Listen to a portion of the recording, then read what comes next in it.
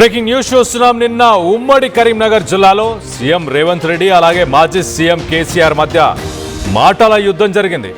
పరస్పర సవాళ్లు విసురుకున్నారు ఇద్దరు నాయకులు. ఇటు కేసీఆర్ను జగిత్యాలలో పాతరేసి బొంద పెడతా అంటూ ఇటు రేవంత్ రెడ్డి మాట్లాడుకొచ్చారు.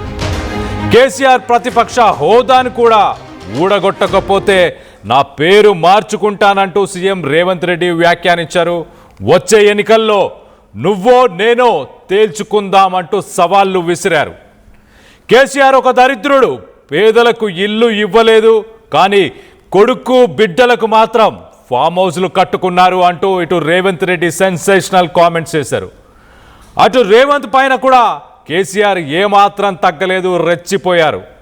నువ్వు 1000 జన్మలెత్తినా కూడా నన్ను నా చావును నా కొడక నేను చావను అంటూ కూడా ఇటు కేసీఆర్ మాట్లాడారు. పొద్దున లేస్తే కేసీఆర్ చావాలని అంటారు. ఈ వెధవలు కోరుకుంటే నేను చస్తానా? కాంగ్రెస్ హయాంలో కుంభకోణాలు తప్ప అభివృద్ధే లేదు అంటూ ఇటు కేసీఆర్ సెన్సేషనల్ కామెంట్స్ చేశారు. ఓట్లకు ముందే చెప్పా, జనం ఇప్పుడు బాధపడుతున్నారు అంటూ ఇటు కేసీఆర్ వ్యాఖ్యానించారు. సో మొత్తం మీద ఒక్కసారి ముందుగా సీఎం రేవంత్ రెడ్డి కేసీఆర్ పైన ఆయన చేసిన వ్యాఖ్యలు ఒక్కసారి వినే ప్రయత్నం చేద్దాం. అంటే ఈయనకు పదవి ఇస్తాడంట. నీకున్న ప్రతిపక్ష హోదా ఊడగొట్టకపోతే నా పేరు మార్చుకుంటా బిడ్డ కేసీఆర్.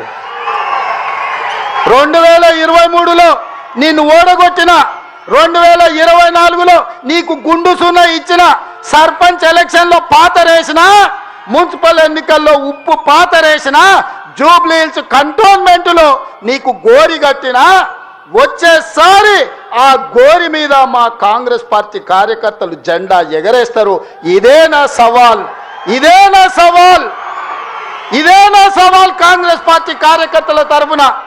చూసుకుందాం కేసీఆర్, నువ్వో నేను వచ్చే ఎన్నికల్లో నువ్వో నేనా, ప్రజాపాలన పాపాల భైరవుడా, మా కాంగ్రెస్ పార్టీ కార్యకర్తల లక్షలాది మంది 10 ఏళ్ళు కేసులు కట్టుకొని జైలుకు పోయి ప్రాణాలు వదిలి ఊపిరి